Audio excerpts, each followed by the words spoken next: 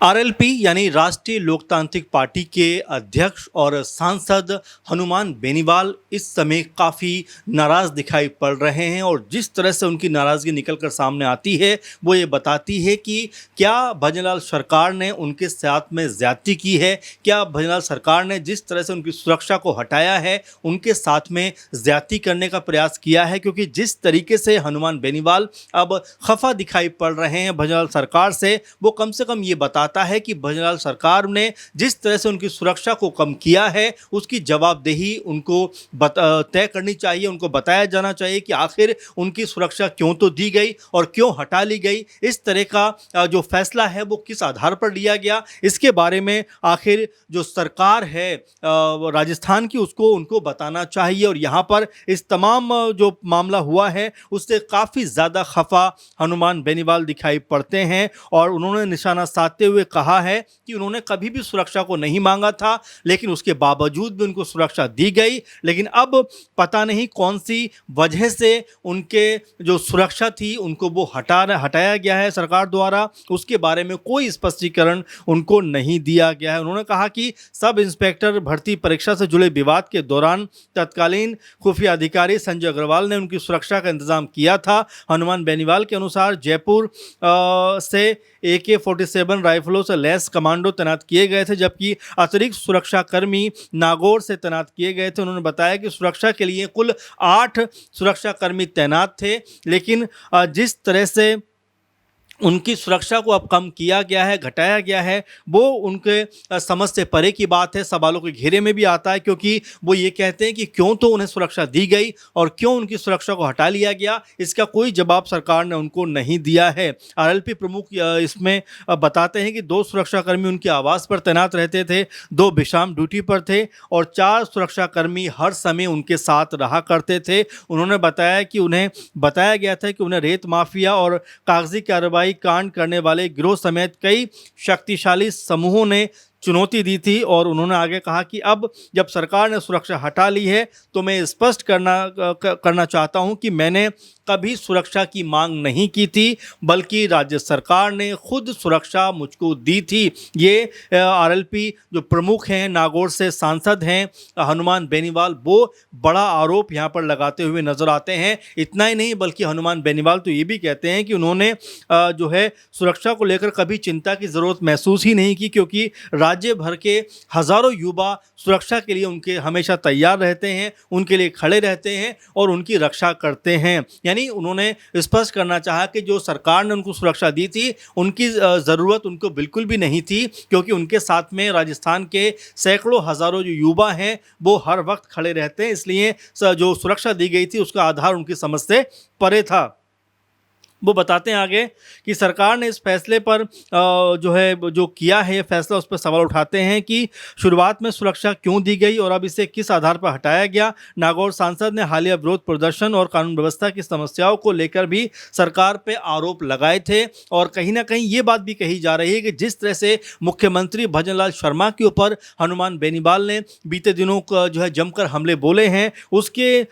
तौर पर भी इस मामले को देखा जाता है कि क्या उससे नाराज होकर या उससे खफा होकर या सरकार ने इस मंशा के साथ में इस सुरक्षा को हटाया है कि लगातार हनुमान बेनीवाल जो हैं वो सरकार को घेरते हुए दिखाई पड़ते हैं। ये कहना है हनुमान बेनीवाल का। साथ में वो ये भी कहते हैं कि भाई ईद पर माहौल भी ख़राब करने का प्रयास किया जा रहा था, क्योंकि जिस तरह से ईद के मौके पर माहौल बिगाड़ने की कोशिश की जा रही थी ताकि हनुमान बेनीवाल को टारगेट किया जा सके, उनको इस पूरे मामले में घसीटा जा सके। साथ में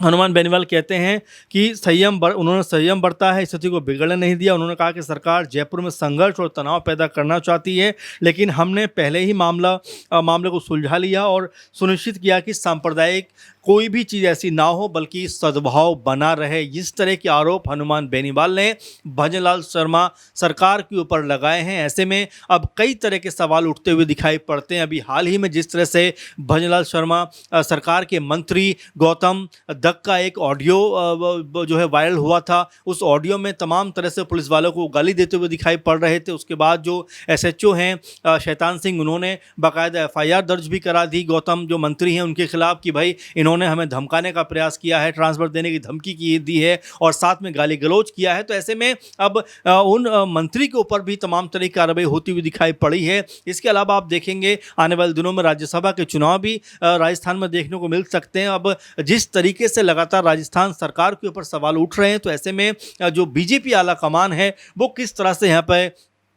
जो है अपनी इन्वॉल्वमेंट दिखाता हुआ दिखाई पड़ेगा, क्योंकि जिस तरह से हनुमान बेनीवाल मुखर होकर अपनी बात को रखते हुए नजर आते हैं, मुखर होकर अपनी बात को कहते हुए दिखाई पड़ते हैं, और चाहे संसद हो, चाहे सड़क हो, चाहे कोई मंच हो, बेबाकी से हनुमान बेनीवाल अपनी बात को रखते हैं। इसीलिए वो ज़्यादा चर्चित नेताओं में शुमार किए जाते हैं। और यहाँ पर जिस तरीके से उनकी सुरक्षा में कटौती की गई है, सुरक्षा घटाई गई है, और जिस तरीके से उनको लेकर भजनलाल शर्मा सरकार ने एक अलग रुख जो अपना इख्तियार किया है, उसको लेकर भी सवाल उठते हैं कि आखिर भजनलाल शर्मा सरकार जो है हनुमान बेनीवाल की सुरक्षा की चिंता आखिर क्यों नहीं कर रही। वो सांसद हैं, पहले जिस तरह से उनके ऊपर कई तरह के जो लोगों की निगाहें रही थी, जिसमें रेत माफिया से लेकर और भी तमाम ऐसे ताकतवर गिरोह थे जो उनके ऊपर इस तरह की निगाहें रखे हुए थे, क्योंकि मुखर होकर हनुमान बेनीवाल बोलते हुए दिखाई पड़ते हैं। और ऐसे समय में अगर उनकी सुरक्षा हटाई जाती है, अगर उनके ऊपर किसी भी तरह से कुछ ज्यादती हो जाती है, उनके सामने कोई परेशानी खड़ी हो जाती है, तो आखिर इसका जवाबदेह कौन होगा, इसका भी स्पष्टीकरण भजनलाल शर्मा सरकार को यहाँ पर करना चाहिए। लेकिन नागौर से सांसद और आरएलपी अध्यक्ष जो है हनुमान बेनीवाल, वो यही बात कह रहे हैं कि भाई उनकी सुरक्षा में आखिर ये कटौती किस आधार पर की गई, ये सरकार को स्पष्ट इसका करना चाहिए, स्पष्टीकरण देना चाहिए, और साथ में ये बताना चाहिए कि आखिर उनको सुरक्षा ये क्यों दी गई थी, उसका भी कोई जो है उनके पास में स्पष्टीकरण नहीं आया था। तो ऐसे में हनुमान बेनीवाल भजनलाल सरकार के ऊपर यही तंज कसते हुए दिखाई पड़ते हैं कि उनकी सुरक्षा को हटाकर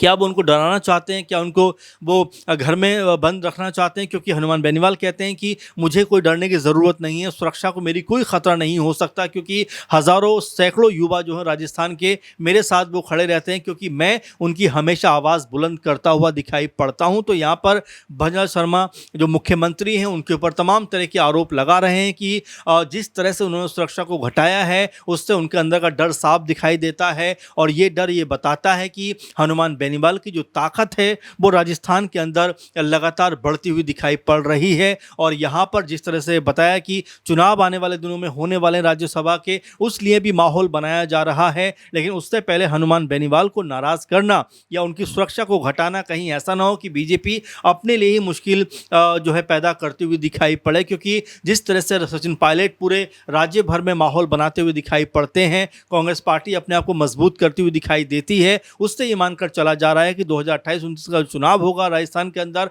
वो बहुत ज़्यादा मजबूत होकर होगा। तो ऐसे में भजनलाल शर्मा जब से मुख्यमंत्री बने हैं, उनको लेकर भी तमाम सारे सवाल खड़े होते हुए दिखाई पड़े हैं। जिस तरह से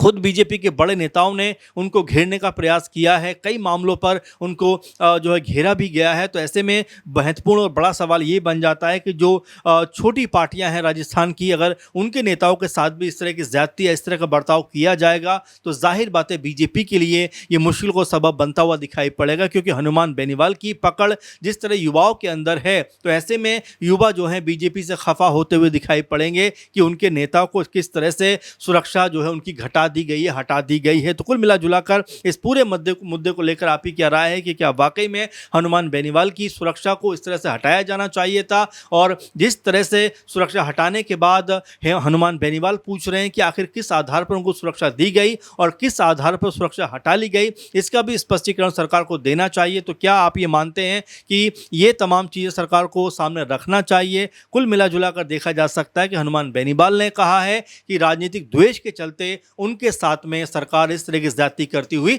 दिखाई पड़ रही है। तो अपना कमेंट, अपना सुझाव आप ज़रूर दीजिए, और फिलहाल हमारे साथ बने रहिए। इस प्रोग्राम को लेकर आपकी जो राय है वो भी सामने रखिए। फिलहाल आप लगातार बने रहें। इस कार्यक्रम में इतना ही। धन्यवाद।